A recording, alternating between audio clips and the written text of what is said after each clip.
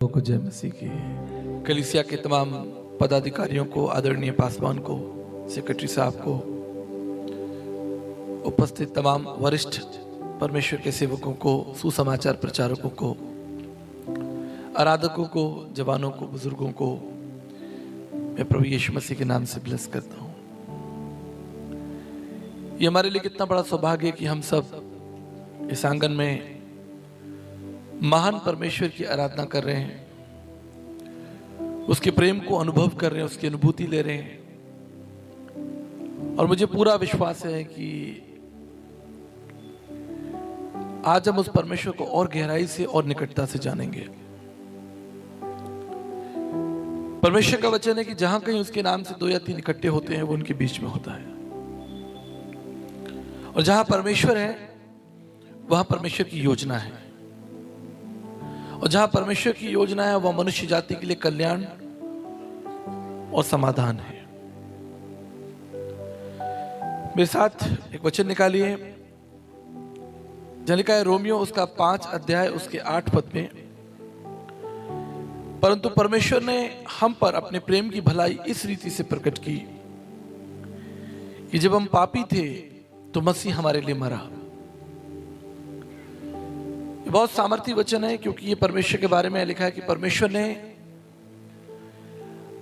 अपने प्रेम की भलाई हम पर इस रीति से प्रकट की कि जब हम पापी थे तो मसीह यीशु हमारे लिए मर गया।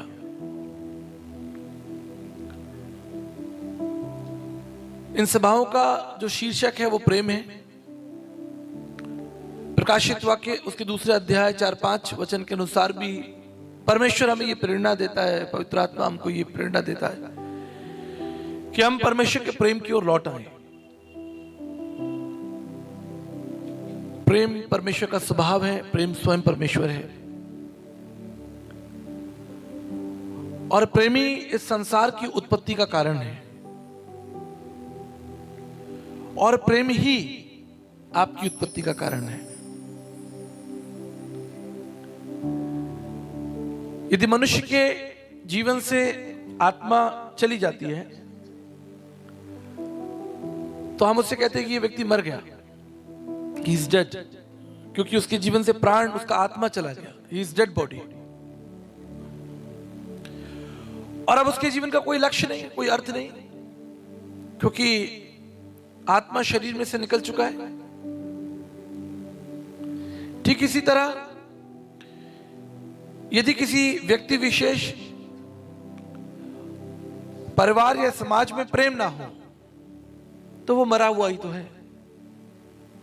उसके जीवन का क्या अर्थ है? एक मरे हुए व्यक्ति का क्या अर्थ है, मुझे बताइए आप। कोई अर्थ नहीं, कोई लाभ नहीं, उससे कोई उत्पत्ति नहीं हो सकती, उसके जीवन का कोई अर्थ नहीं है। उससे क्या प्रकट होगा? उससे कुछ प्रकट नहीं हो सकता। जो मर गया उससे कुछ प्रकट नहीं हो सकता, बल्कि जो कुछ है वो क्षीण हो जाएगा। जो डेड बॉडी है वो धीरे धीरे क्षीण हो जाएगी और खत्म हो जाएगी, परंतु जो जीवित है, जिसके अंदर प्राण है, वो उत्पत्ति का कारण। इसलिए परमेश्वर का वचन, पवित्र शास्त्र बाइबल कहती है कि परमेश्वर जीवित है। जीवित है इसलिए वो प्रेम का कारण है, उत्पत्ति का कारण है। प्रेम के कारण ही तो संसार की उत्पत्ति हुई। जो भौतिक जगत आप देखते हैं, जो प्रबंध आप इस संसार में देखते हैं, जो कुछ दृश्य, पेड़ पहाड़, नदी तालाब, चांद सितारे, संसार में जो कुछ दिख रहा है, इसके पीछे मूल कारण क्या है? इसके पीछे मूल कारण परमेश्वर का प्रेम है। और ये प्रेम सनातन है, सदा से सदा के लिए है। प्रेम अटल है, प्रेम सत्य है, और प्रेम ही मूल कारण है।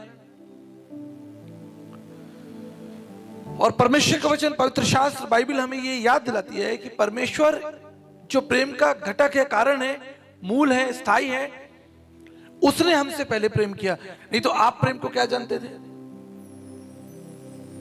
आप तो प्रेम की परिभाषा नहीं जानते, प्रेम की अनुभूति नहीं जानते, लेकिन वचन कहता है पहले परमेश्वर ने हमसे प्रेम किया।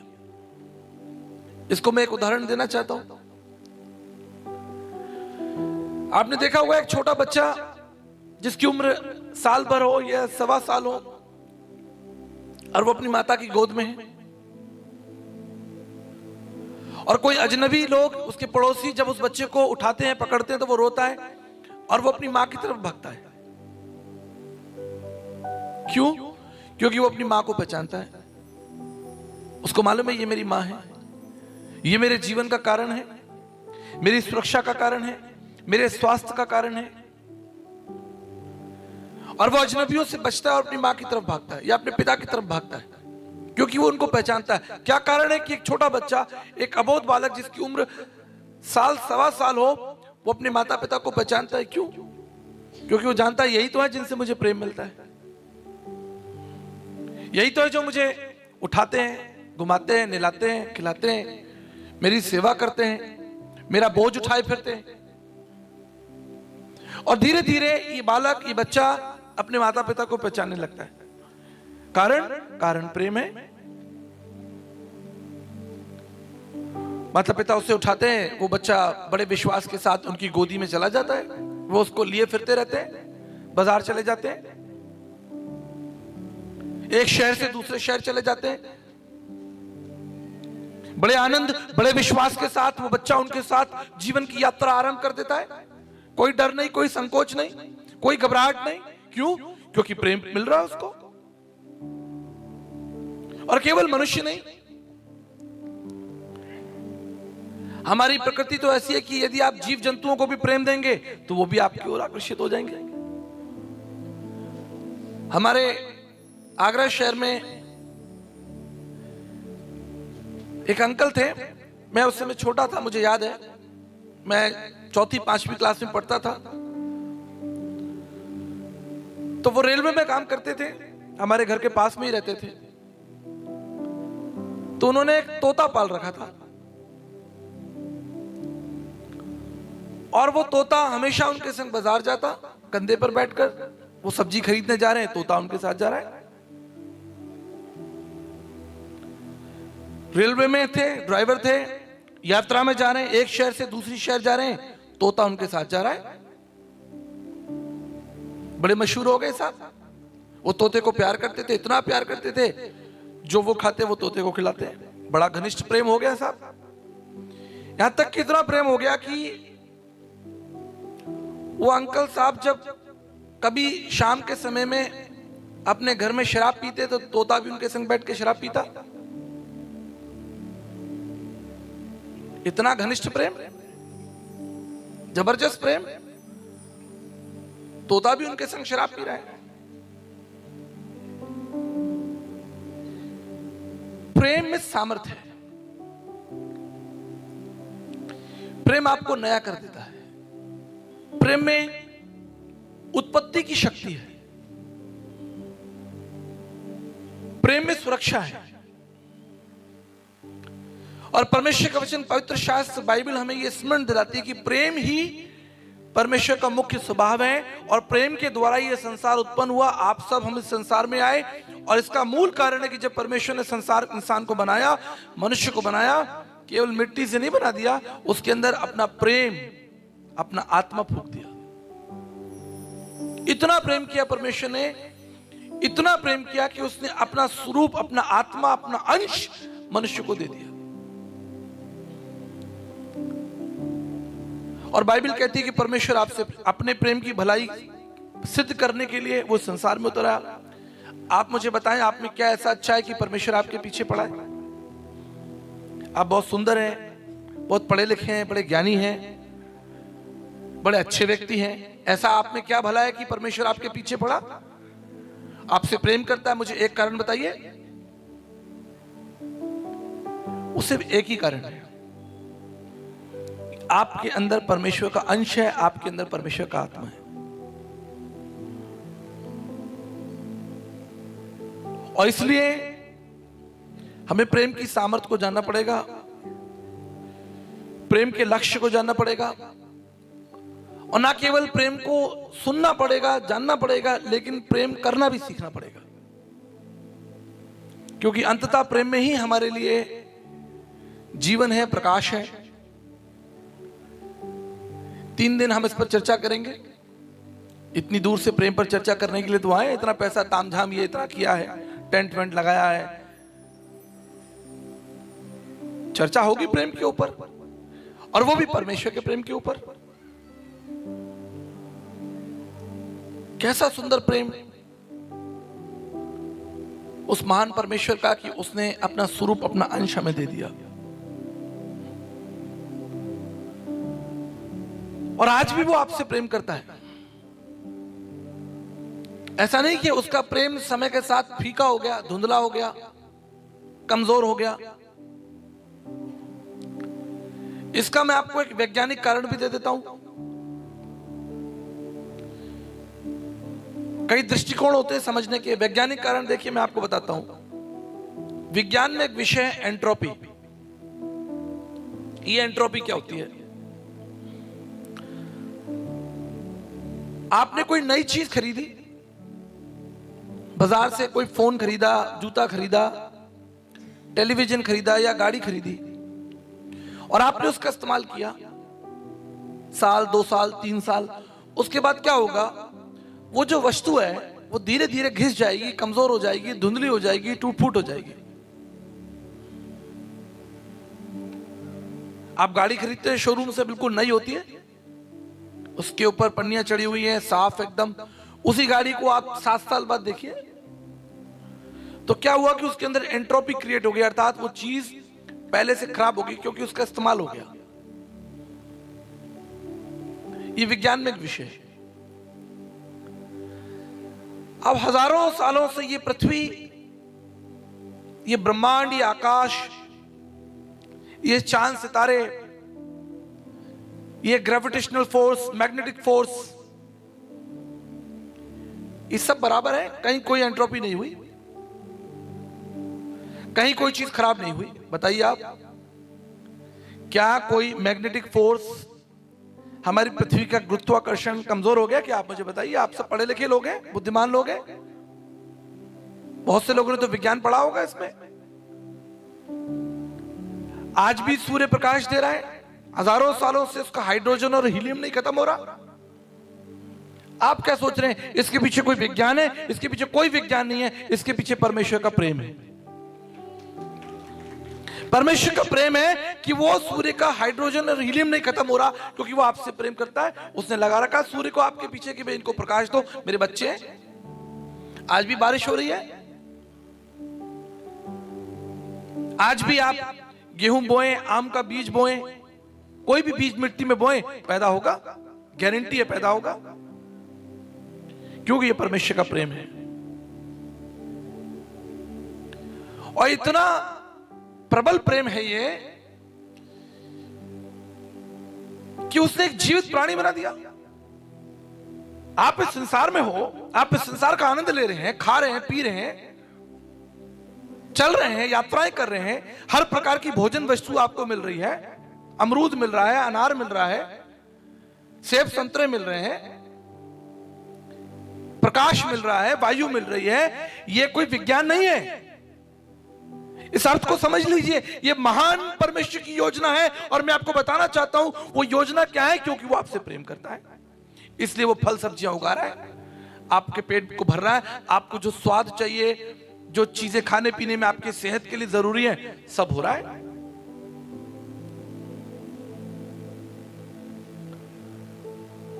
अब देखिए, हम सबके पास मोबाइल है। आप सबके मोबाइल में किसी का 20 मेगापिक्सल होगा, किसी का 30 होगा, किसी का 25 होगा। कभी आपने सोचा कि सबसे ज्यादा मेगापिक्सल कहां पर है? आपकी आंखों में 576 मेगापिक्सल की आंखें हैं आपकी, जो सबसे स्पष्ट चित्र देख सकती हैं। आप इससे खींचे, फिर आप जूम करके देखोगे, फिर वो धुंधली हो जाएगी, यू नो, 20 मेगापिक्सल, 30 मेगापिक्सल। लेकिन उस परमात्मा ने आपके आंखों के अंदर 576 मेगापिक्सल लगा के फिट करके दिया है। यह परमेश्वर का प्रेम है। आप प्रेम को केवल यह मत समझिए कि प्रेम कोई सिद्धांत है या प्रेम कोई एक परिभाषा है। प्रेम तो परमेश्वर की प्रस्तुति है, प्रकटीकरण है। प्रेम प्रकट किया उसने प्रेम, केवल बातें नहीं की लेकिन बनाया, निर्माण किया, उत्पत्ति की, दिया। वही तभी तो जनक है वो, हम उसको प्रेम का जनक भी कहते हैं। आप 70 लाख रंगों को देख सकते हैं, दुनिया में कोई जीव जंतु नहीं देख सकता, घोड़ा नहीं देख सकता, गधा नहीं देख सकता, बिल्ली कुत्ते नहीं देख सकते, लेकिन आप 70 लाख रंगों का भेद कर सकते हैं। आप हरा, पीला, नीला, गुलाबी एक साथ देख सकते हैं। देखो कितने कलर है यहां पर। ये परमेश्वर का प्रेम है। और बाइबल क्या स्पष्ट करना चाहती है, बाइबल क्या बता रही है कि उसका प्रेम आज भी धुंधला नहीं हुआ, उसका प्रेम आज भी प्रबल है, सामर्थ्य है। उसके प्रेम में आपके लिए भलाई है और चिंता है और भविष्य है। परंतु आपको आना पड़ेगा, उसके निकट आना पड़ेगा। जब आप उसके निकट आएंगे, आप उसके प्रेम को अनुभव करेंगे, आपके लिए उपाय हो जाएगा। बाइबल कहती है कि उड़ाऊ पुत्र अपने पिता के घर में था, तो सारी व्यवस्थाएं थी, सब कुछ था उसके लिए, भोजन से लेकर वस्त्र से लेकर सारे प्रबंध थे, क्योंकि वो अपने पिता की उपस्थिति में था। लेकिन जब वो पिता से दूर चला गया, पिता की संगति से दूर चला गया, वचन कहता है कि भूखों मरने लगा, नंगा रहा, भूखा रहा, प्यासा रहा, मरने ही वाला था। उसको लगा कि नहीं, मुझे उठकर पिता के पास जाना चाहिए, और पिता के पास लौट आया, जीवित हो गया, बच गया। आज आपका धर्म क्या है? हमारा धर्म है प्रेम, धर्म का मूल है। भारतीय दर्शन में लिखा प्रेम धर्म का मूल है। कर्मकांडों को धर्म नहीं कहा गया। लोग सोचते कि किस रीति से भगवान की उपासना होगी, देवी देवताओं की उपासना होगी, वो तो कर्मकांड है। धर्म क्या है? धर्म है परमेश्वर से प्रेम रखना। प्रेम धर्म का मूल है।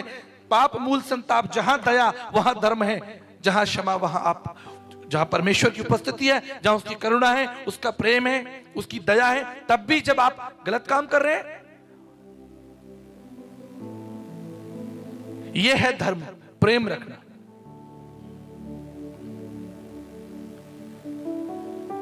प्रेम बहुत सामर्थी है। प्रेम के अंदर निर्माण करने की शक्ति मैं आपको बताना चाहता हूं। आज हम इस प्रेम के बारे में अध्ययन करेंगे।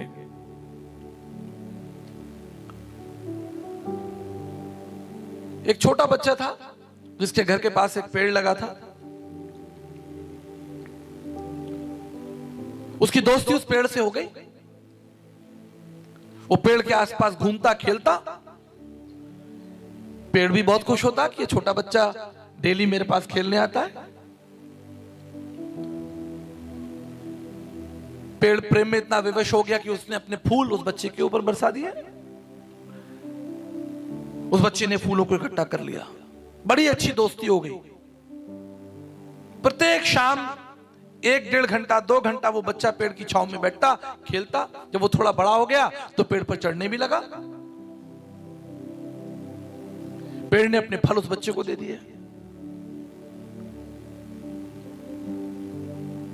चढ़ जाओ तुम मेरे ऊपर, आ जाओ मेरे पास, तोड़ लो मेरे फूल और मेरे फल, ये सब तुम्हारे लिए है। जो कुछ मेरा है वो तुम्हारे लिए है। मैं तुमसे प्रेम करता हूं। समय बीतता गया, ये बच्चा जवान हो गया, जीवन की चिंताओं ने घेर लिया, दोस्त हो गए, पढ़ाई की चिंता, दोस्तों के साथ घूमना, समाज में आगे बढ़ गया। और धीरे धीरे उस पेड़ के साथ उसकी जो दोस्ती है वो थोड़ी कम हो गई। लेकिन पेड़ फिर भी इंतजार कर रहा है कि वो बच्चा कब आएगा। उसकी राह देख रहा है, उसका इंतजार कर रहा है, उसकी कल्पना कर रहा है कि काश वो बच्चा यहां आए और मेरे साथ खेले और मैं अपनी बाहें पसारूं और उसको फल दूं और फूल दूं और वो मुझ पर चढ़े। बच्चा वहां से निकला जो जवान हो गया, बोले भाई अब तुम आते नहीं। बोले अब मैं क्या करूंगा, जीवन की इतनी चिंताएं हैं, काम है, अब मुझे फल फूल की इनकी ज्यादा आवश्यकता नहीं, अब तो मुझे पैसे की आवश्यकता है। पेड़ ने कहा चलो कोई बात नहीं भाई, पैसे तो मेरे पास नहीं है, ये तो मनुष्यों की समस्या है, मैं पैसे कहां से लाऊं। एक काम करो, तुम मेरे फल ले जाओ, इन्हें बाजार में बेच दो, तुम्हें पैसे मिल जाएंगे। बच्चा झटपट, जवान लड़का पेड़ पर चढ़ा, उसने फल तोड़े और बाजार में बेच दिए, जीवन आगे बढ़ा, जीवन की चिंताएं बढ़ गई। पेड़ उसकी राह देख रहा है कि भाई तुम कब आओगे, कब आओगे, मैं तुमसे बहुत प्रेम करता हूं, मैं तुम्हारी चिंता करता हूं, तुम्हारे भविष्य की कामना करता हूं।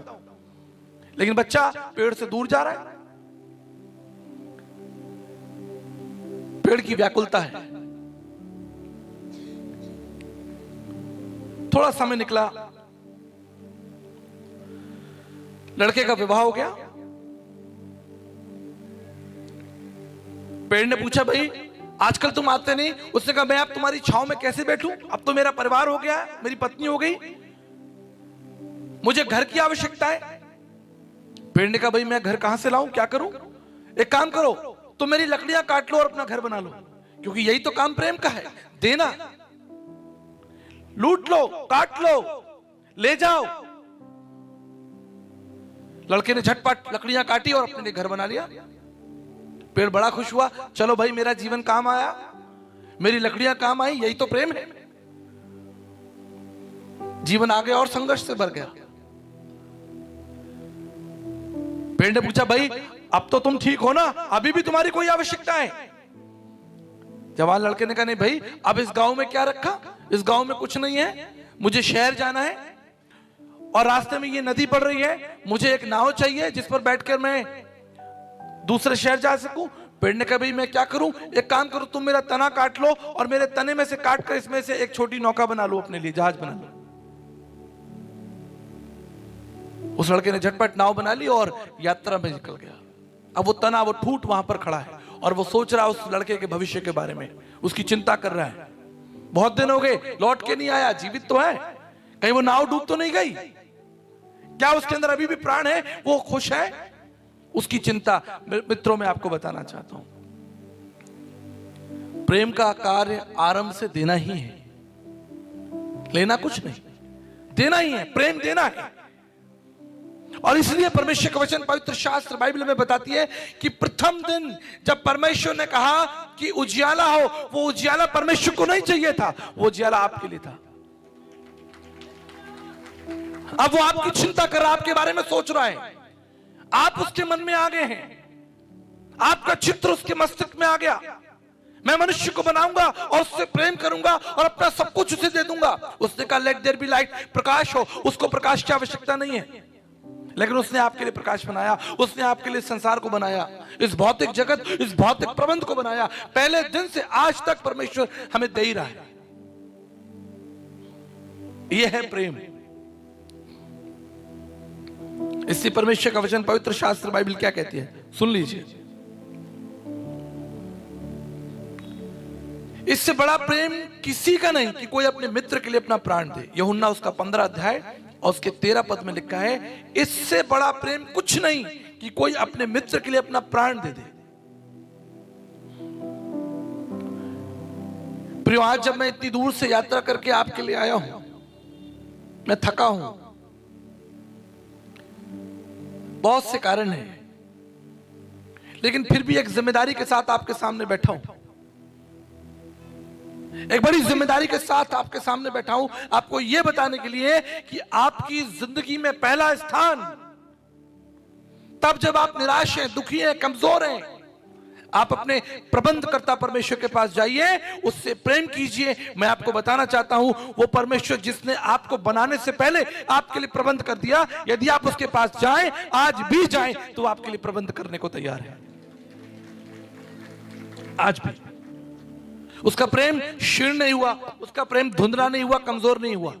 आज भी वो बाहें पसारे खड़ा है, आओ और मुझसे ले लो, ले जाओ। सिर्फ मेरे विचार नहीं, मेरी सामर्थ्य नहीं, मुझे ही ले चलो अपने घर, मैं तुम्हारे घर चलने को तैयार हूं। इतना भारी प्रेम कि उसने मृत्यु को चख लिया, अपमान को चख लिया, निंदा को चख लिया। किसके लिए? आप बहुत अच्छे हैं, आप बहुत ज्ञानी हैं, हम सब बहुत महान लोग हैं। परमेश्वर का वचन कहता हम तो पापी लोग हैं, दुष्ट लोग हैं, छल कपट करने वाले लोग हैं, बुराइयां करने वाले लोग, अपमान करने वाले लोग, दोष लगाने वाले लोग, जितने हम सब यहां बैठे। क्या हमारा जीवन परिपक्व है?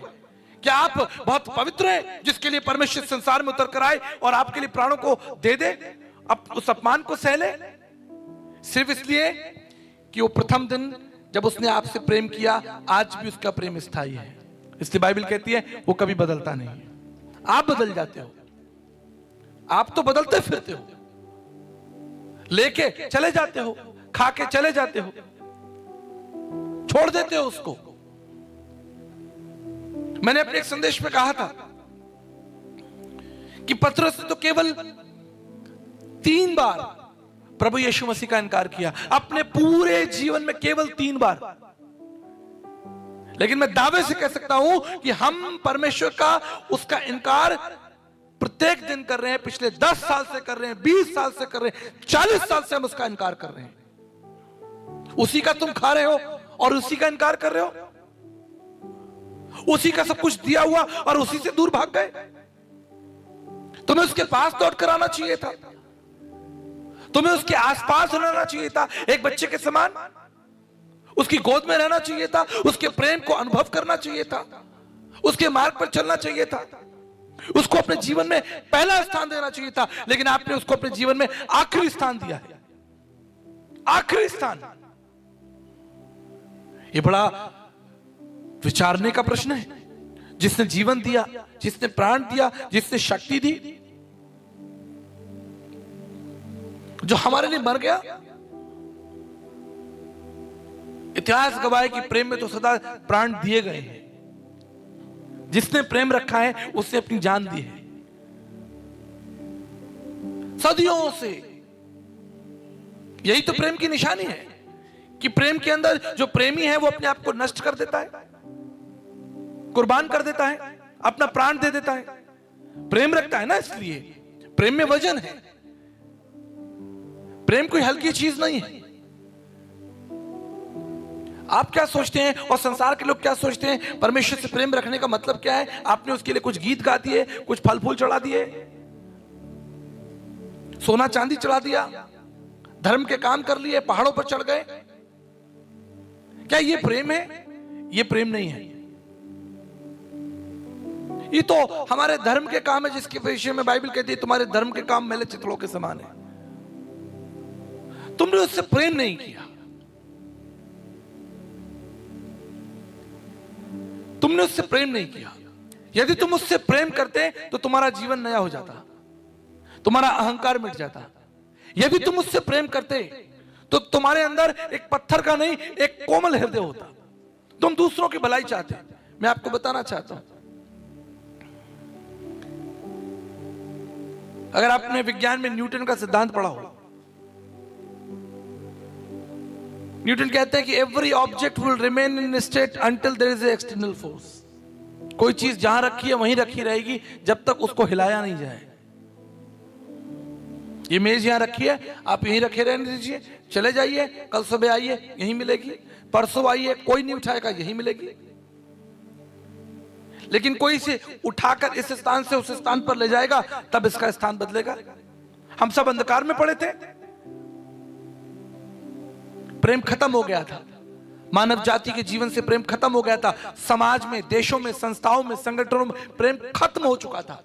लोग अपने स्थान पर मर रहे थे, स्वर्ग खोल दिया गया। एक बड़ा प्रबंध, स्वर्ग खोल दिया गया। प्रभु ने कहा कि अब मैं संसार में खुद उतर कर जाऊंगा और इनसे प्रेम करूंगा, इन्हें प्रेम बताऊंगा कि प्रेम क्या होता है।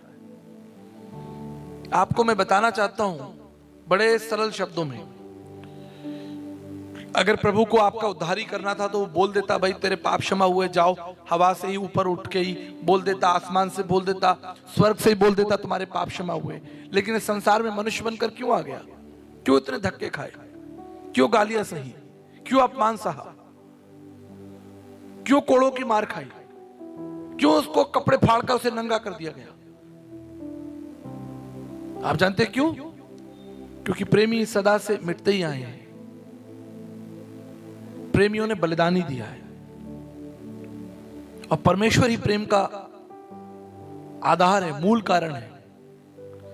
बाइबल कहती है कि पहले उसने हमसे प्रेम किया। हम तो जानते ही नहीं थे प्रेम क्या होता है। आप मुझे बताइए,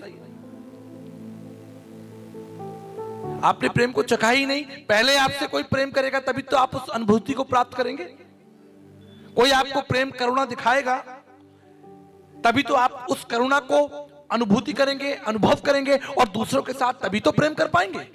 जब आपको प्रेम नहीं मिला, आप किसी से क्या प्रेम करेंगे? आपके पाप क्षमा नहीं हुए, आप किसी को क्या क्षमा करेंगे? बाइबल में ऐसे बहुत से उदाहरण हैं। दो लोग मंदिर में खड़े थे, एक बोल रहा था प्रभु मैंने तो पाप किया है, दूसरा बोल रहा प्रभु जी मैंने तो इसकी तरह पाप नहीं किया। जब तक तुम्हारे पाप क्षमा नहीं होंगे, तुम पर करुणा नहीं होगी। इसका मैं एक सरल उदाहरण देता हूं, बहुत सरल उदाहरण। मैं जब कॉलेज में था तो मुझे बस से यात्रा करनी होती थी। एक दिन मैं अपना पर्स घर पर भूल गया और मेरे पास पैसे नहीं थे कि मैं बस का टिकट खरीद सकूं। तो जब कंडक्टर मेरे पास में आया, उसने कहा कि अगर आपके पास पैसे नहीं है तो आपको उतरना पड़ेगा। और मैं हाईवे पे उतर गया। 1 घंटे बाद मेरा एग्जाम था और मेरे मन में एक तूफान उठ रहा था कि क्या होगा, मैं कैसे एग्जाम दूंगा, बस तो चली जा रही है। मुझे उतार दिया गया। अभी थोड़ी देर नहीं हुई थी, बस सामने रुक गई। उसमें से एक आदमी उतरा, उसने मेरी तरफ इशारा किया, उसने कहा दौड़ कर आओ। मैं दौड़ कर गया। उसने कहा आप बस में बैठो, कोई बात नहीं, मैं आपका 13 रुपए का किराया भरूंगा। अनजान व्यक्ति था, उसने करुणा मुझ पर प्रकट की, अपने प्रेम को प्रकट किया, अपनी दया प्रकट की। और मैं आपको यकीन दिलाना चाहता हूं, मैं बड़े विश्वास से आपको यकीन दिलाना चाहता हूं, मैंने अपनी जिंदगी में पहली बार करुणा को अनुभव किया, तरस को अनुभव किया। हो सकता है कि मैंने गरीबों पर तरस किया हो, 10 रुपए दे दिए, 2 रुपए दे दिए, खाना दे दिया, लेकिन मैंने पहली बार अपनी जिंदगी में करुणा को, दया को अनुभव किया स्वयं। उस दिन से मेरे मन में एक अद्भुत विचार ने जन्म ले लिया, उस प्रेम ने जन्म ले लिया कि मेरा जीवन भी दूसरों के लिए करुणा में और प्रेम में होना चाहिए। तो इसलिए यीशु मसीह संसार में आया। यीशु मसीह संसार में आपको ईसाई बनाने नहीं आया, धर्म की स्थापना करने के लिए नहीं आया। आप मुझे बताइए पूरी बाइबल में कहीं लिखा हो जहां प्रभु यीशु मसीह ने कहा हो कि तुम ईसाई बनो? उसने अपने शिष्यों से एक ही बात कही, एक दूसरे से प्रेम रखो, इसी से तुम जाने जाओगे कि तुम पिता की संतान हो। यदि आप आपस में प्रेम नहीं रखते तो मैं आपको बता दूं, आप स्वर्ग नहीं जाएंगे। इससे कोई फर्क नहीं पड़ता कि आपने बपतिस्मा ले लिया है, आप सीएनआई चर्च में मेंबर हैं, मेथोडिस्ट में मेंबर हैं, आप बैप्टिस्ट के मेंबर हैं, आपने कितने गाने गाए, कितनी आराधना की, कितनी आपने प्रभु बोझ लिए, इससे कोई लाभ नहीं होगा। तुम्हारा तौल में जो नाप होगा, जब तराजू में तुम रखे जाओगे, हल्के पाए जाओगे। सिर्फ क्यों? तुम कहोगे कि प्रभु जी मैंने गाने गाए, मैं नाचा, मैं आपके लिए पहाड़ पर चढ़ गया, मैंने 3 दिन सभाएं अटेंड की। लेकिन मैं आपको बताना चाहता हूं, परमेश्वर आपको वहां से पकड़ेगा जहां उसने नहीं बोया है। वो कहेगा तुमने प्रेम नहीं रखा, तुम अपने मित्र के संग छल और कपट करते रहे, तुम अन्याय करते रहे, तुम धोखा देते रहे। प्रेम में लोग मिट जाते हैं और तुम धोखा दे रहे हो। प्रेम में प्रेमी मर गए, प्रेम करते करते मर गए। प्रभु भी मर गया हमारा, उसने मृत्यु को चख लिया प्रेम के कारण। उसने कभी छल नहीं किया, कभी कपट नहीं किया, किसी की निंदा नहीं की, किसी की बुराई नहीं की, यहां तक कि जो लोग उसे मार रहे थे उनके लिए प्रार्थना की, उनको क्षमा कर दिया। यही तो प्रेम है, यही तो प्रेम है। और यही आपको करना है, यही आप परखे जाएंगे, यही आपकी कसौटी है। आपका दान, आपकी दक्षिणा, ये सब परमेश्वर की दृष्टि में तुच्छ है। क्या देंगे आप उसको? 10 रुपए का चंदा, 300 रुपए की मेंबरशिप, इससे आप स्वर्ग जाएंगे? कभी स्वर्ग नहीं जाएंगे। आप स्वर्ग जाएंगे क्योंकि आपने परमेश्वर से और परमेश्वर के लोगों से प्रेम किया है। आपके अंदर परमेश्वर का आत्मा है। यदि तुम परमेश्वर से प्रेम रखते हो तो तुम्हें मनुष्य से प्रेम करना पड़ेगा। उसने कहा तुम आपस में प्रेम रखो। और याद रखिएगा मेरी एक बात, प्रेम करने का मतलब यह नहीं है कि आपको भी प्रेम मिले। इसका कभी मतलब नहीं होगा कि आप प्रेम करेंगे तो बदले में आपको कोई मनुष्य, आपको पड़ोसी प्रेम ही करेगा। ऐसा नहीं होगा। प्रेम हमेशा एक तरफा होता है, एक ही व्यक्ति करता है, दूसरा तो केवल उसका आनंद उठाएगा। एक व्यक्ति प्रेम करेगा, मरेगा उसके लिए, चलेगा, अपने शरीर को दुख देगा, अपने प्राण को दे देगा। दूसरा व्यक्ति तो उसके प्रेम का आनंद उठाएगा। प्रेम हमेशा एक तरफा है, ये दोनों तरफ से नहीं हो सकता, संभव ही नहीं है। कैसे संभव होगा मुझे बताइए? अगर संभव होता तो आज ये बदलाव होता कि परमेश्वर ने आपसे प्रेम किया, आप भी परमेश्वर से प्रेम करते। आप करते ही नहीं, वही करता है। ये सिद्ध है, ये प्रमाणिक है। हम यहां पर समाज का हिस्सा है, भीड़ का हिस्सा है। मैं आपको बताना चाहता हूं, हम जितने लोग यहां बैठे हैं, हम एक भीड़ की उत्पत्ति है। काश आपने उस परमेश्वर से प्रेम किया जो घायल था, क्रूस पर था। बाइबल कहती है जब वो घायल था, उसके शिष्य छोड़कर भाग गए। वो लोग जिन्होंने रोटी खाई, जिन्होंने चिन्ह चमत्कार देखे, उस घायल यीशु मसीह को छोड़कर भाग गए, अकेला छोड़कर भाग गए। क्यों? क्योंकि प्रेम एक तरफा था। प्रेम यीशु ने किया, सदा से यीशु ने किया, लोगों ने कभी नहीं किया, उस समय भी नहीं किया और आज भी नहीं कर रहे। आज भी नहीं कर रहे। यदि आप उससे प्रेम करते तो आप मर मिटते उसके लिए, खर्च कर देते अपने आप को, नुकसान उठा लेते, आपका जीवन बदल जाता, आपका जीवन आप दूसरों पर उंडेल देते, आप जीवन से जीवन को प्रकट करते, भलाई से भलाई को प्रकट करते, प्रेम से प्रेम को प्रकट करते। लेकिन अभी भी ईर्ष्या है, अभी भी लड़ाई झगड़े चल रहे हैं, कोर्ट कचहरियां चल रही हैं। नहीं चल रही? बताइए आप मुझे। चर्चेस के अंदर कोर्ट कचहरियां नहीं चल रही, अपमान नहीं चल रहा, लड़ाई झगड़े नहीं चल रहे, मनमुटाव नहीं चल रहे। कहां है प्रेम? मेरी एक बात याद रखिएगा, संसार में अगर किसी ने प्रेम किया तो वो केवल मसीह ने किया और मसीह ही कर सकता है। हम सब उसके प्रेम का केवल आनंद उठा रहे हैं, हम बदले में प्रेम नहीं कर पाएंगे। हमसे नहीं होगा, आपसे नहीं होगा, ये आप नहीं कर पाएंगे प्रेम। क्यों? क्योंकि यदि आप प्रेम करेंगे तो आपको मरना होगा, प्रत्येक दिन मरना होगा, आपको क्रूस उठाकर चलना होगा। उसने कहा मेरा क्रूस उठाओ और मेरे पीछे चलो। बिना क्रूस उठाए तुम मुझसे प्रेम नहीं कर सकते। कर सकते हो? स्वयं प्रभु ने कहा कि मेरा क्रूस उठा लो अगर तुम प्रेम करना चाहते हो। यदि तुम मेरे शिष्य बनना चाहते हो तो मेरा क्रूस उठा लो। और क्रूस क्या है? क्रूस प्रेम की तो निशानी है। उसमें तो दर्द है, उसमें तो पीड़ा है, उसमें तो अपमान है, उसमें तो तकलीफ है, उसमें तो आपको रक्त बहाना पड़ेगा, अपमान होगा। कितना भारी मुश्किल है। इसी से तो हम सब बचते हैं, इसी से तो भागते हैं। कष्ट नहीं उठाना पड़े, पीड़ा नहीं उठानी पड़े, कोई हमसे प्रेम करे, बदले में हमें प्रेम ना करना पड़े। हमसे करे चले जाओ। बाइबल कहती है उसने एक सामरी यात्री के लिए, जो वो घायल यात्री पड़ा था, सामरी यात्री आया, उसने उसके ऊपर तेल डाला, उसकी खबर ली, उसको सराय पहुंचा दिया।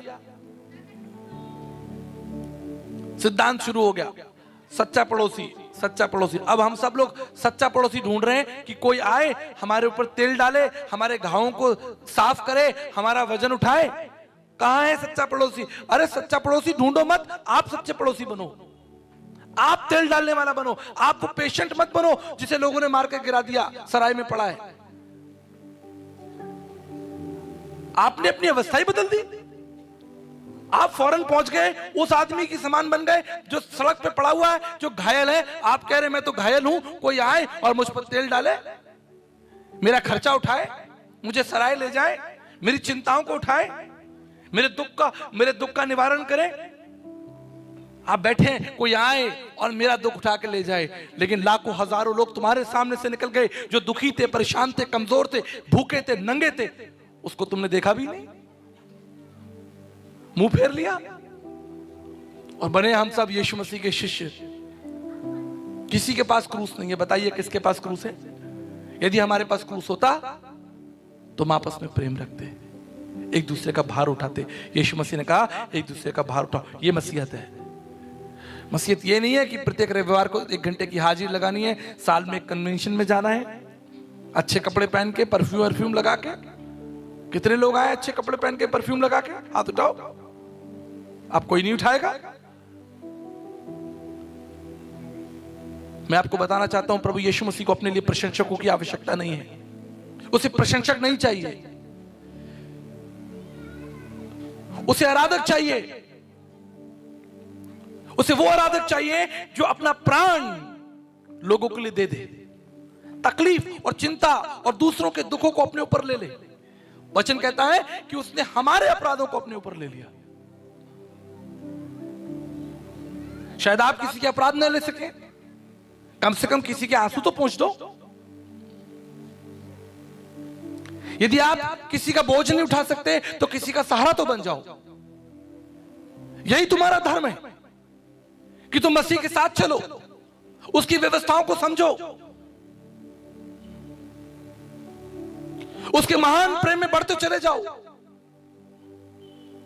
वचन क्या कहता है? वचन पे ध्यान दीजिए। इससे बड़ा प्रेम कोई नहीं कि कोई अपने मित्र के लिए अपना प्राण दे दे। उसने अपना प्राण हमारे लिए दे दिया, मृत्यु को, उस मृत्यु को चख लिया। मुझे बताइए कौन किसके लिए मर सकता है? कोई किसी के लिए नहीं मरना चाहे। जब मृत्यु आएगी हम सब भाग जाते हैं, तकलीफें आती हैं हम सब भाग जाते हैं, छोड़कर भाग जाते हैं, अपने मित्रों को छोड़कर भाग जाते हैं। हम प्रेम का दावा करते हैं, दिखावा करते हैं, लेकिन जब जीवन में कष्ट आता है, जिन लोगों पर आप भरोसा रखते हैं वो छोड़कर आपको भाग जाते हैं। और केवल वही नहीं, आप भी कई बार भाग जाते हैं। जब लोगों को सहारा चाहिए था, लोगों को शांति चाहिए थी, लोगों को आपसे आसरा था, विश्वास था कि ये मेरा मित्र है, लेकिन आपने उसे छोड़ दिया, आप उसे छोड़कर भाग गए। ये परमेश्वर का रास्ता नहीं है, ये प्रभु यीशु मसीह की शिक्षा नहीं है। बाइबल कहती है उसने अपने मित्रों के लिए अपना प्राण दे दिया। दर्शन कहता है तद रक्तम परमात्मम पुण्यदान बलियागनम सर्व पाप परिहर रक्त प्रक्षणम आवश्यम, समस्त मानव जाति का बोझ अपने ऊपर उठा लिया। उसने आपको बोझ उठाने के लिए नहीं कहा, लेकिन कम से कम किसी के आंसुओं को तो पोंछो, किसी की सेवा तो करो, प्रेम तो करो। प्रेम में शक्ति है, प्रेम निर्माण करता है, प्रेम मरते हुए व्यक्ति को जिंदा कर सकता है। तुम्हारे प्रेम का स्पर्श किसी के लिए सामर्थ हो सकता है। इसलिए तो यीशु मसीह संसार में आए थे, किसी धर्म की स्थापना के लिए नहीं आए थे, आपको ईसाई बनाने के लिए नहीं आए थे। यह प्रभु का लक्ष्य नहीं था। प्रभु का लक्ष्य यही था कि मरे हुए लोग, जिनका आत्मा मर चुका है, जिनके जीवन से प्रेम करुणा खत्म हो चुकी है, उनके जीवन में वो करुणा, वो प्रेम वापस आ जाए। तुम्हारा जीवन किसी की सेवा के लिए हो, भलाई के लिए हो। मेरे प्रियो, मैं आपको बताना चाहता हूं, मैं एक व्यक्ति के बारे में अध्ययन कर रहा था जिसका नाम था जिम विहिटकर। ये एक पर्वतरोही था। पर्वतरोही जानते हैं आप? जो ऊंचे ऊंचे पहाड़ों पर जाते हैं, कीर्तिमान बनाते हैं, कई महीनों पहाड़ों की यात्रा करते हैं। जिम विहिटकर माउंट एवरेस्ट पर चढ़कर उसके कीर्तिमान बनाने की बड़ी इच्छा थी। वो माउंट एवरेस्ट की तलहटी पर आया और उसने माउंट एवरेस्ट को देखा कि बाबा इतना बड़ा माउंट एवरेस्ट है, मुझे इस पर चढ़ना है, लेकिन विश्व विजेता तो बनना है, तो चढ़ना तो पड़ेगा। उसने अपनी यात्रा से पहले आसपास देखा कि मैं इस यात्रा पर अकेला जा रहा हूं, क्यों ना मैं अपने लिए एक सहायक ले चलूं। और वहां पर एक व्यक्ति था जिसका नाम था नवांग गोम्बू। वो वहां का लोकल गडेरिया था जो बकरी और भेड़ों को चराता था। तो जिम विहिटकर ने कहा, क्या तुम मेरे संग पहाड़ पर चलोगे? तुम भेड़ बकरियां चलाते हो, कितना मिल जाता है? 10 रुपया, 50 रुपया। चलो मैं तुम्हें इसके बदले में एक बड़ा धनराशि दूंगा, तुम मेरे संग चलो, थोड़ी मेरी सेवा कर देना, मैं थक जाऊं मेरे लिए चाय बना देना, मेरे थोड़े हाथ पर दबा देना। और नवांग गोम्बू ने उस प्रस्ताव को स्वीकार कर लिया और दोनों पहाड़ की यात्रा करने लगे। बड़ा रोचक है, बड़ा ध्यान से सुनिए। कई महीनों के बाद जिम विहिटकर और नवांग गोम्बू दोनों पर्वत पर पहुंच गए, माउंट एवरेस्ट पर पहुंच गए। अब नवांग गोम्बू जो सहायक था, नौकर था, उसने जिम विहिटकर से कहा कि सर वो दिन आ गया, वो दिन आ गया जब आप इस पत्थर पर पैर रखिए और विश्व विजेता बन जाइए। जिम विहिटकर ने अपने मन में कुछ सोचा और उसने नवांग गोम्बू का हाथ पकड़ा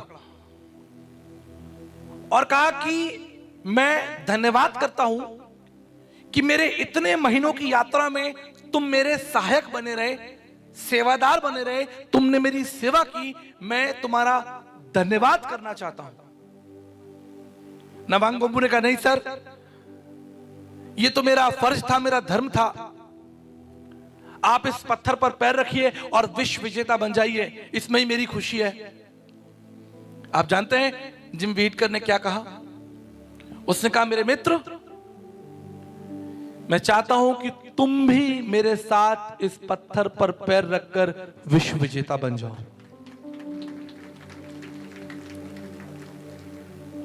उसने उस बड़ी ख्याति का, अकेले लाभ नहीं उठाया।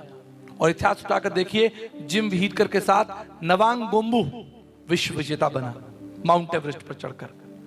जब आप आज ऊंचाइयों पर जा रहे हैं, आप ऊंचाइयों पर जा रहे हैं, और आपका मित्र, आपका सहयोगी, आपके रिश्तेदार, आपके पड़ोसी जो दुख और तकलीफ और पीड़ा में पड़े हैं, आपने उनको नीचे गिरा दिया। आपको बहुत दूर जाने की जरूरत नहीं है। बाइबल कहती है कि अपने भाई से प्रेम कर। कितने लोग अपने भाइयों से प्रेम करते हैं? मैंने तो देखा है, एक भाई दूसरे भाई के ऊपर कोर्ट केस करके बैठा है, एक बहन अपनी बहन के ऊपर कोर्ट केस करके बैठी, बाप बेटे कोर्ट केस करके बैठे, समाज में से प्रेम खत्म हो गया। पड़ोसियों के देखिए छोटे छोटे झगड़े, कार के रखने के झगड़े, पार्किंग के झगड़े, व्यवस्था के झगड़े, पानी का झगड़ा। क्यों? यदि तुम प्रेम करते तो तुम अपने पड़ोसी से कहते कि पहले तुम पानी भर लो, उसके बाद मैं पानी भरूंगा, पहले तुम खा लो मैं खाऊंगा। परमेश्वर का वचन, पवित्र शास्त्र बाइबल कहती है, जब यीशु मसीह ने एक बड़ी भीड़ को देखा, उसका हृदय तरस से भर गया, दया से भर गया। और जानते हैं यीशु मसीह ने क्या कहा? यीशु मसीह ने कहा, इनके लिए भोजन का इंतजाम करो। उनकी चिंता की। जब तक आप मनुष्यों की चिंता नहीं करते, जब तक आप मनुष्यों के हित के बारे में कल्पना नहीं करते, मैं आपको बता रहा हूं, आपका मोक्ष संभव नहीं है। आपका मोक्ष संभव नहीं है। मोक्ष क्या है? उस परमात्मा को प्राप्त कर लेना, उस परम गति को प्राप्त कर लेना। अगर आप एक लोहे के टुकड़े को, मेरी बात ध्यान से सुनिए, लोहे के टुकड़े को आग में डाल दें तो क्या होगा? थोड़ी देर बाद वो लोहे का टुकड़ा स्वयं एक आग का रूप धारण कर लेगा। आग की सी शक्ति हो जाएगी, आग का स्वरूप हो जाएगा। यही तो भक्ति है। तुम क्यों बुलाए गए थे? तुम ईसाई बनने के लिए नहीं बुलाए गए थे, तुम प्रभु यीशु मसीह के समान बनने के लिए बुलाए गए थे, जिसके हृदय में करुणा थी, दया थी, प्रेम था। मैं आपको बताना चाहता हूं, यदि आग के गोले को, लोहे के टुकड़े को आग में डाल दिया जाए तो वो लोहे का टुकड़ा भी आग बन जाएगा। यही परम गति है। परमात्मा के स्वभाव को प्राप्त कर लेना, परमात्मा के जीवन को प्राप्त कर लेना, यही तो मोक्ष है। महाभारत के युद्ध में अर्जुन कृष्ण के पास में आए और बोले, मेरा मोक्ष कैसे होगा? मैंने अब तक जो कुछ किया वो किया, लेकिन अब वो परम गति, वो मोक्ष कैसे प्राप्त होगी? गीता उसके 18 अध्याय उसके 62 श्लोक में कृष्ण ने अर्जुन से कहा, तुम्हें शरणम गच्छम सर्व भावेन भारतनम तत् प्रसादनम शाश्वतम। उस परमात्मा की शरण में चले जाओ, उसके पास चले जाओ, परमात्मा के पास में चले जाओ, तुम्हारा मोक्ष होगा। उसके अनुग्रह से, उसकी दया से तुम्हारे पाप दूर हो जाएंगे और तुम्हारा नाम जीवन की पुस्तक में होगा और तुम उस स्वर्ग धाम को प्राप्त करोगे। यही तो प्रश्न है। हमारी भक्ति का मूल कारण क्या है? धनवान बनना, ज्ञानवान बनना? हमारी भक्ति का मूल कारण है उस परम गति को, परमात्मा को प्राप्त करना। और मैं आपको बताना चाहता हूं, संत कबीरदास जी ने कहा, प्रेम प्याला जो पिए शीश दक्षिणा दे, लोभी प्रेम ना कर सके और नाम प्रेम कर ले। अगर आप प्रेम करेंगे, परमात्मा के मार्ग पर चलेंगे, तो आपको अपनी गर्दन देनी पड़ेगी। हजारों लाखों लोग सेना में जब जाते हैं, आप उनसे पूछिए क्यों जाते हो सेना में? पैसे के लिए? पैसे के लिए नहीं जाते। वो कहते हैं हमें हमारी मातृभूमि से प्रेम है, भारत से प्रेम है। और दुख उठाकर, कष्ट उठाकर वो वहां पर उस मैदान में, रेगिस्तान में, मैं राजस्थान से हूं, रेगिस्तान के उन इलाकों में जहां गर्मी पड़ती है 50 डिग्री सेंटीग्रेड, जहां आम इंसान का खड़ा होना मुश्किल है, सियाचिन में जहां ठंड पड़ती है, मुश्किल है वहां पर -50 -75 में खड़ा होना, लेकिन देश के प्रेम के लिए खड़े हैं। क्यों? यही तो सिद्धांत है। जो प्रेम करेगा वो अपने आप को खर्च करेगा, वो मार देगा, वो दे देगा, अपने शरीर को दे देगा। प्रेम में कितनी शक्ति है, इतिहास गवाह है। सदियों से प्रेमी प्राणी तो देता आया है, जानी तो देता आया है। अब तुम्हारी बारी है। अब तुम प्रेम करो अपने पड़ोसियों से, अपने रिश्तेदारों से, अपने आसपास के लोगों से, अपने समाज से। इससे कोई फर्क नहीं पड़ता वो किस जाति, किस समाज का है। जब आप परमात्मा के पास जाओगे, जब आपका प्राण निकलेगा, वहां हिंदू और ईसाई नहीं पूछा जाएगा। बस एक ही बात देखी जाएगी, क्या तुमने प्रेम रखा, मनुष्यों से प्रेम रखा? यीशु मसीह संसार में क्यों आया? उसने कहा कि इससे बड़ा कोई प्रेम नहीं कि कोई मित्र के लिए अपना प्राण दे दे, और यीशु मसीह ने अपना प्राण दे दिया। क्रूस की भयानक मृत्यु को सह लिया। प्रेम करते करते उसने मृत्यु को चख लिया। दर्शन कहता है तद रक्तम परमात्रम पुण्य दान बलियाग्नम सर्व पाप परिहर रक्त प्रक्षणम माविश्वम। समस्त मानव जाति के लिए स्वयंभू सृष्टिकर्ता प्रजापत यगा यज्ञसम यगो यगा तद रक्तम, वो अपना रक्त बहाएगा। क्यों? क्योंकि वो प्रेमी है। और याद रखिएगा, जैसा मैंने कहा था, प्रेम सदैव एक तरफा होता है। एक ही व्यक्ति प्रेम करता है, दूसरा तो केवल उसका आनंद उठाता है, दूसरा तो केवल उसका लाभ उठाता है। बच्चे लाभ ही तो उठा रहे हैं। माता पिता अपने बच्चों से प्रेम कर रहे हैं। एक पिता प्रेम कर रहा है, सुबह से लेकर रात तक मेहनत कर रहा है, खेती किसानी कर रहा है, मेहनत करके 10-10 रुपया जोड़ रहा है, और उसका बच्चा 1.5 लाख रुपए का मोबाइल लेकर घूम रहा है। पिता प्रेम कर रहा है और बच्चा लाभ उठा रहा है।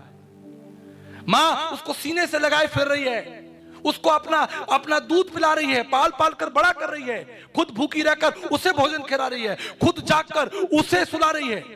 लेकिन वही बच्चा जब बड़ा हो जाता है अपनी मां को छोड़कर भाग जाता है। क्या ये प्रेम है? प्रेम सदैव एक तरफा रहा है। एक ही व्यक्ति ने प्रेम किया है। जो जनक है वही प्रेम करता है। जिसने पैदा किया है उसमें प्रेम करने की शक्ति है। लेकिन यदि आप कुछ कर सकते हैं, आप उस प्रेम को अनुभव कीजिए। यदि आपके अंदर प्रेम करने की शक्ति नहीं है, कोई बात नहीं, प्रेम को अनुभव तो कीजिए।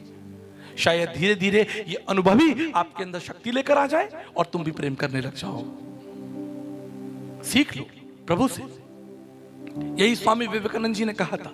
स्वामी विवेकानंद साहित्य सर्वस्वम वॉल्यूम 7, वॉल्यूम 3, वॉल्यूम 9 में कहा था कि काश यदि मैं मसीह के जीवन, मसीह को मैं देख पाता, प्रभु यीशु को देख पाता, तो मैं अपने हृदय का लहू उसके चरणों में डाल देता, लहू डाल देता।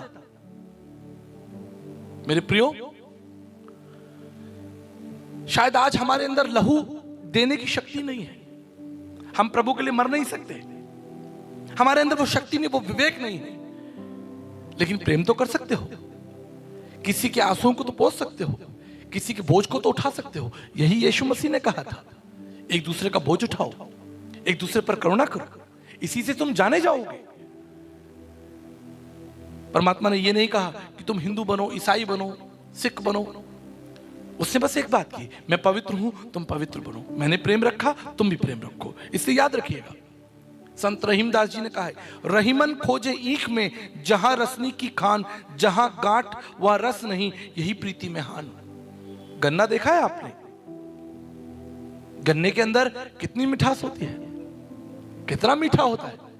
लेकिन जहां पर गांठ होती है, वो गन्ने के अंदर जो बीच बीच में जो गांठ होती है, अगर आप उसे चबाएंगे वहां पर रस नहीं होता, वहां रस नहीं होता। कभी कभी हम क्या करते हैं, एक व्यक्ति बहुत अच्छा होता है, उसके अंदर कई कारण होते हैं प्रेम करने के, लेकिन आप देखते हैं नहीं, उसने एक बार मुझसे झगड़ा किया था इसलिए मैं उससे प्रेम नहीं करूंगा। एक बार उसने ऐसा किया था, आप बस वो गांठ देखते रहते हैं। कोई कारण होगा, उसकी दुख, उसकी पीड़ा का कोई कारण होगा कि शायद वो आपसे प्रेम नहीं रख पाया, आपका अच्छा मित्र नहीं बन पाया। कोई बात नहीं। इसलिए दर्शन कहता है, रहीमन खोजे ईख में जहां रसनी की खान, जहां गांठ वहां रस नहीं, यही प्रीति में हान। यदि तुम प्रेम रखोगे तो उसके अवगुण मत देखो। यदि परमेश्वर चाहे तो तुम्हारे अवगुण देख सकता है, तुम्हारी कमियां देख सकता है। अरे इस व्यक्ति से क्यों प्रेम करूं, इसमें प्रेम करने का कोई कारण नहीं है, ये तो झूठ बोलता है, बेईमानी करता है, ये तो झगड़ा करता है, गालियां देता है। मैं एक महत्वपूर्ण बात बताकर संदेश को विराम देना चाहता हूं। प्रेम कोई सिद्धांत नहीं है, कोई कल्पना नहीं है, कोई विचार नहीं है। प्रेम एक शक्ति है, एक अनुभूति है, एक सामर्थ्य है। मैं एक बार ट्रेन में यात्रा कर रहा था, मेरे साथ 5-7 सहयोगी थे। जब हम ट्रेन के अंदर आए तो वहां पर सामान पहले से ही लोगों ने लगा रखा था। अब हम अपना सामान कहां लगाएं? चंडीगढ़ से जयपुर की यात्रा थी, तो मेरे सहयोगी लोग पूछने लगे कि भाई ये किसका सामान रखा है यहां पर, हमें भी अपना सामान लगाना है। कोई जवाब नहीं दे रहा, सब चुप करके बैठे। तो मेरा एक सहयोगी उठा, उसने कहा भाई हमें तो अपना सामान लगाना है, तो हम अपनी सीट के अनुसार अपना सामान लगाएंगे। और उसने वो सामान बाहर निकाल दिया जो किसी दूसरे का था। जैसे ही सामान बाहर निकाला गया, 2 लोग आकर खड़े हो गए, बोले आपने हमारा सामान कैसे निकाला, आपकी हिम्मत कैसे हुई? एक मनमुटाव, एक छोटा प्रारंभिक झगड़ा शुरू हो गया। मैं वहां पास में बैठा था, मैंने कहा भाई मेरे सहयोगियों को कोई धमका रहा है, मेरे सहयोगियों को कोई बुरा भला बोल रहा है, चलकर मुझे इस पर हस्तक्षेप करना चाहिए। जैसे ही मैं आगे बढ़ा हस्तक्षेप करने के लिए और उन लोगों को देखकर कहा कि भाई ये हमारी जगह है, हमें भी तो सामान लगाना है, तुरंत वो लोग मुझे बोले, अरे आचार्य विकास सर आप। पूरा माहौल बदल गया। कह रहे सर हम आपको तो टीवी पर देखते हैं, हम तो आपका कार्यक्रम देखते हैं। बड़ी जबरदस्त स्थिति हो गई। मुझे अपने गुस्से को पीना पड़ा और मुझे अपना प्रेम प्रकट करना पड़ा। बड़ा मुश्किल है इस संसार में, बहुत मुश्किल है प्रेम करना। आपको लग रहा होगा अब भाई हम लोग तो प्रभु के भक्त लोग हैं, किसी से लड़ाई नहीं, कोई झगड़ा नहीं, ना काऊ से दोस्ती ना काऊ से बैर, क्या झगड़ा करें। लेकिन कोई ना कोई मिल ही जाता है झगड़ा करने वाला, गुस्सा दिलाने वाला, टांग खींचने वाला, क्रोध दिलाने वाला। कई कारण हो जाते हैं, अनावश्यक कई कारण हो जाते हैं गुस्सा दिलाने के। लेकिन आप जानते हैं, तब मैं एक ही बात सोचता हूं, अगर इस स्थान पर प्रभु होते तो वो क्या करते हैं? प्रभु होते तो क्या करते? अगर यीशु मसीह होता तो इस स्थान पर क्या करता? क्या वो क्रोध का बदला क्रोध से देता, अपमान का बदला अपमान से देता? मेरे कार्यक्रम में डॉक्टर एपीजे अब्दुल कलाम साहब थे। बड़ा सुंदर अनुभव। जब कार्यक्रम समाप्त हुआ, मैंने कहा सर मैं आपके लिए प्रार्थना करना चाहता हूं। वो अपने स्थान से खड़े हो गए। मैंने कहा नहीं सर, आप हमारे देश के राष्ट्रपति यहां बैठे रहिए, ये मेरे लिए सौभाग्य कि मैं आपके लिए प्रार्थना करूं। आप जानते उन्होंने क्या कहा? उन्होंने कहा कि आचार्य जी मैं ये आपके सम्मान में खड़ा नहीं हुआ हूं, आप बहुत ज्ञानी व्यक्ति हैं, तत्वदर्शी हैं, लेकिन जो नाम आपने ले लिया है ना, उसके आगे मुझे खड़ा होना पड़ेगा। उस महान परमेश्वर जो इस संसार में मनुष्य बनकर चला, 33.5 साल तक उसने मनुष्यों से प्रेम रखा, सिर्फ प्रेम रखा, सिर्फ प्रेम किया और कुछ नहीं, और पूरे विश्व को जीत लिया। पूरे विश्व को अपने प्रेम के कारण जीत लिया। America, London, France, Japan, Germany, Holland, Scotland, Netherland, कहीं चले जाइए, हजारों लाखों लोग दुनिया में बड़े बड़े तत्वदर्शी, ज्ञानी, साइंटिस्ट उसके प्रेम की अनुभूति को पहचानते हैं। मैं पिछले दिनों व्हाइट हाउस में था, बड़े बड़े अधिकारी और मंत्री वहां पर थे। ये मेरा सौभाग्य था 3 दिन उनके बीच में रहना। हर एक व्यक्ति आया, सबने हाथ मिलाया। जेडी वेंस जो वाइस प्रेसिडेंट अमेरिका के, मर्सिडीज स्लैप्स जो कि फॉक्स न्यूज की डायरेक्टर है, सब लोग खड़े थे। सभी ने एक बात की, हमारे पास धन है, हमारे पास योग्यताएं हैं, हमारे पास शक्ति है, लेकिन आज हम मानते हैं कि हमारे जीवन में प्रेम नहीं है और हम उस प्रभु को इस जीवन को समर्पित करना चाहते हैं। बाइबल कहती है यीशु मसीह ने एक जवान व्यक्ति को अपने पास देखा, वो बहुत धनवान था, बहुत धनवान था, और वचन कहता है कि यीशु मसीह ने उससे प्रेम किया। मेरे प्रियो, मैं आपको बताना चाहता हूं, प्रेम के अंदर बहुत शक्ति है। प्रेम लोहे को पिघला सकता है, चट्टानों को, नदियों को मोड़ सकता है। यदि तुम प्रेम रखोगे तो परमेश्वर तुमसे प्रेम रखेगा और तुम्हारा उद्धार निश्चित है। यदि तुम प्रेम रखोगे तो प्रेम के कारण परमेश्वर तुम्हारे मार्गों को चौड़ा कर देगा। प्रेम के कारण तुम्हारी उन्नति होगी। प्रेम के कारण तुम परमेश्वर के महान कार्यों को देखोगे। प्रेम ही है जो तुमको ऊंचाइयों पर ले जाएगा। प्रेम ही है जो तुम्हारे जीवन में बड़े बड़े कामों को करेगा और तुम देखोगे कि परमेश्वर तुम्हारे जीवन में अद्भुत कामों को कर रहा है। मेरी एक सभा में श्याम बिहारी जी, जो कि इस समय छत्तीसगढ़ के मिनिस्टर हैं, हेल्थ मिनिस्टर हैं, उस समय वो एमएलए थे। चिरमरी में कार्यक्रम था, उन्हें बहुत फीवर था, लेकिन उस कार्यक्रम में वो आए, मेरे साथ 2 घंटा बैठे। श्याम बिहारी जी जो इस समय छत्तीसगढ़ के अंदर हेल्थ मिनिस्टर है,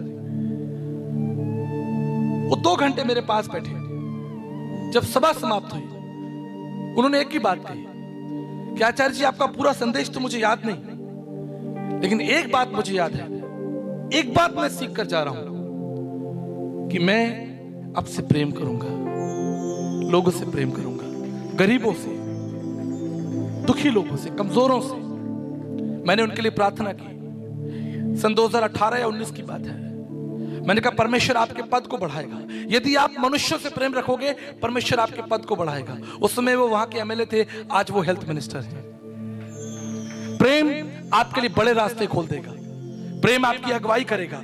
प्रेम एक जय रथ के समान आपके आगे आगे चलेगा। और तुम इसलिए कि तुमने मनुष्यों से प्रेम रखा, कमजोरों से प्रेम रखा, अनाथों और दुखियों से प्रेम रखा, परमेश्वर तुमसे प्रेम रखेगा। और याद रखिएगा, जब परमेश्वर तुमसे प्रेम करेगा, तुम परमेश्वर की सामर्थ को देखोगे, तुम भलाइयों को देखोगे, तुम बड़े बड़े कार्यों को देखोगे, तुम प्रतिष्ठाओं को देखोगे।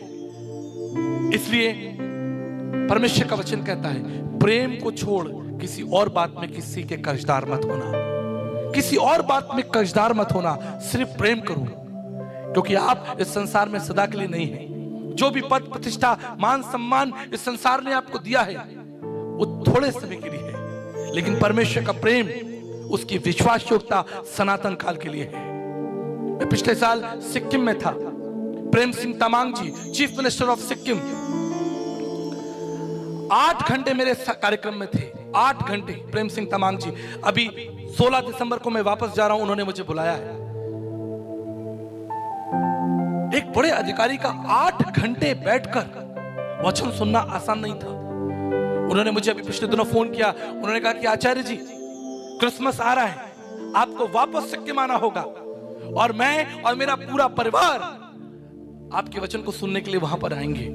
मैंने उस निमंत्रण को स्वीकार किया। मैं बताना चाहता हूं, किसी बड़े दार्शनिक ने कहा है, बड़े विद्वान ने कहा है,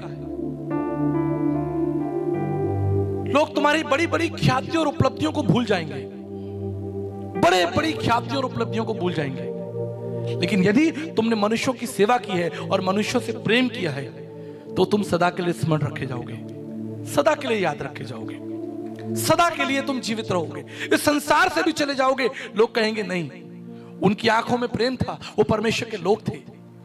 इस सभा का एक ही लक्ष्य है, मैं इतनी दूर राजस्थान से आपको मनोरंजन करने के लिए नहीं आया हूं। इतनी दूर से इतना कष्ट उठाकर यात्राओं में लगातार यात्राओं के बाद मैं यहां पहुंचा हूं, आपके मनोरंजन के लिए नहीं पहुंचा हूं। सिर्फ एक ही कारण है, आप परमेश्वर की संतान हो जाओ। परमेश्वर का वचन कहता है, देखो पिता ने कितना प्रेम किया कि उसने हमें अपनी संतान बना दिया। मेरे प्रियो, मैं आपको बताना चाहता हूं, मेरी एक बेटी है जिसका नाम आर्निका है। 2 बेटियां मेरी, लेकिन यदि आप मेरी बड़ी बेटी को देखेंगे तो आप कहेंगे कि आचार्य जी बिल्कुल आपकी तरह लगती है, आपकी तरह चलती है, आपकी तरह बोलती है, आपकी तरह खाती है, बिल्कुल आपकी तरह लगती है। यही परमेश्वर चाहता है, यही आपकी भक्ति का लक्ष्य है कि लोग जब तुम्हें देखें तो तुम्हें कहें कि ये परमेश्वर के लोग हैं, परमेश्वर के संतान हैं, उसकी तरह बोलते हैं, उसकी तरह बात करते हैं, ये कभी किसी का अहित नहीं करते, इनके जीवन में अहंकार नहीं है। तब तुम्हारी भक्ति स्वीकार होगी और तुम्हारा जीवन फलवंत होगा। मैं आपको बताना चाहता हूं, आगरा शहर में ताजमहल है। बचपन से ताजमहल देखकर पला बड़ा, क्योंकि मैं मूल रूप से आगरा का रहने वाला हूं। लोग ताजमहल को प्रेम की निशानी कहते हैं, कुछ लोग दिल बनाते हैं, दिल जो है वो प्रेम की निशानी है। लेकिन मैं आपको बताना चाहता हूं, ना तो ताजमहल और ना तो दिल, क्रूस, यीशु मसीह का क्रूस एक सच्चे प्रेम की निशानी है, एक सच्चे प्रेम की निशानी है। मैं अंतिम बात बताकर समाप्त करना चाहता हूं। क्रूस एक मृत्यु का चिन्ह था, अपमान और पीड़ा का चिन्ह था। हजारों लाखों लोगों को क्रूस पर चढ़ाकर मार दिया गया, क्रूस पर बलिदान कर दिया, उनको मार दिया गया। इंग्लिश में कहते हैं the cross was the sign of death and pain. क्रूस मृत्यु और पीड़ा का चिन्ह था। लोग उसको देखकर भाग जाते थे, लोग उसको देखकर छुप जाते थे। क्रूस भयानक अपराधियों को उस समय इजराइल के अंदर, रोम के अंदर कैपिटल पनिशमेंट था, जैसे फांसी का फंदा। आप सोचिए, आपके घर मेहमान आए और आप मेज पर एक फांसी का फंदा रखें कि भाई ये कैसा लग रहा है आपको, फांसी का फंदा हमने बनाया है। मेहमान कहेगा आप पागल हैं, मेहमान भाग जाएगा। क्या कहा, इस घर में पागल लोग रहते हैं, मेहमान आए, मित्र आए, आप बंदूक निकाल के रखें कि भैया ये बंदूक मैंने नई खरीदी है, कैसी लग रही है, वो कहेगा भैया पागल आदमी हो आप, भाग जाएगा। ठीक इसी तरह cross was a sign of death, लोग क्रॉस को देखकर भाग जाते थे, लेकिन एक दिन ये क्रूस यीशु मसीह को दिया गया, ये मृत्यु का चिन्ह यीशु मसीह को दिया गया। यीशु मसीह ने सहज प्रेम उस क्रूस को स्वीकार कर लिया, उसे गले लगा लिया, जिसका इतिहास खून से भरा था, पादरी साहब, सेक्रेटरी साहब, जिसका इतिहास खून से भरा हुआ था, उसे गले लगा लिया। आप जानते हैं उस दिन के बाद से कभी कोई क्रूस पर नहीं मरा, कभी कोई क्रूस पर नहीं मरा। और जो मृत्यु का चिन्ह था, जिससे लोग डरते थे, आज वो प्रेम और दया का चिन्ह है। बड़े बड़े अधिकारी पूरे विश्व के अंदर उस क्रूस को देखते हैं और नतमस्तक हो जाते हैं। बड़े बड़े दार्शनिक, तत्वदर्शी, ज्ञानी उसको देखकर नतमस्तक हो जाते। क्यों? क्योंकि ये तो प्रेम की निशानी है। कल्पना कीजिए, यदि यीशु मसीह का प्रेम उस लकड़ी के जीवन को बदल सकता है जो खून से भरा हुआ था, अपमान और पीड़ा से भरा था, प्रभु के प्रेम ने उसके जीवन को बदल दिया। यदि वो यीशु हमारे जीवन में हो, उसकी बातें हमारे जीवन में हो, तो हमारा जीवन क्यों नहीं बदलेगा? हमारी प्रशंसा क्यों नहीं होगी? हमारा पद क्यों नहीं ऊंचा होगा? निश्चित होगा। यीशु मसीह तो क्रूस पर 3 घंटे के लिए था, लेकिन वो आपके साथ सदा रहना चाहता है, उसकी बातें सदा की हैं। मेरे प्रियो, यही मेरी प्रार्थना है, यही मेरी प्रार्थना है, आप और आपका परिवार परमेश्वर के प्रेम में आगे बढ़ता जाए, आगे बढ़ता जाए, आगे बढ़ता जाए। और जब आप इस संसार से जाएं, इस संसार से जाएं, इस लोक को, इस मनुष्य लोक को छोड़कर उस परम लोक में जाएं, वहां आपका स्वागत हो और परमात्मा कहे, हे विश्वास योग्य जन, हे प्रेमी जन, अनंत काल के राज्य में तेरा स्वागत है। परमात्मा तुम्हारी आत्मा को ग्रहण करे, इसलिए क्योंकि तुमने मनुष्यों से प्रेम किया है, मनुष्यों की चिंता की है। मैं यही प्रार्थना करने आया हूं, मैं यही सिखाने आया हूं, यही याद दिलाने आया हूं कि प्रेम करो, क्योंकि प्रेम सामर्थ्य है, प्रेम जनक है, प्रेम में शक्ति है, प्रेम में पैदा करने की शक्ति है। संसार की उत्पत्ति प्रेम के कारण हुई और तुम्हारी उत्पत्ति भी तो प्रेम के कारण हुई। इससे तुम भी प्रेम करो ताकि आगे संसार बना रहे और प्रभु का मार्ग बनता रहे और हम परमेश्वर की बड़ी करुणा को अपने जीवन में देखें।